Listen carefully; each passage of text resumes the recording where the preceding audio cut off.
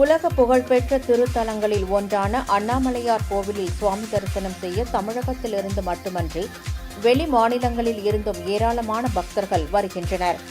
இந்நிலையில் கிறிஸ்துமஸ் பண்டிகை மற்றும் வார இறுதி நாட்கள் காரணமாக அண்ணாமலையார் கோவிலில் குவிந்த பக்தர்கள் தடுப்புகளை உடைத்துக் கொண்டும் காவல்துறை கட்டுப்பாடுகளை மீறியும் முண்டியடித்ததால் பரபரப்பு நிலவியது. மேலும் இலவச தரிசனம், கட்டண தரிசனம் உள்ளிட்ட அனைத்து வழிகளிலும் பக்தர்கள் கூட்டம் நிரம்பி வழிந்த நிலையில் நெடுநேரமாகியும் சுவாமி தரிசனம் செய்வதற்கு நடை திறக்கப்படாததால் ஆத்திரமடைந்த பக்தர்கள் முண்டியடித்துக் கொண்டும் தடுப்புகளை தாண்டியும் சுவாமி தரிசனம் செய்ய முயன்றனர்.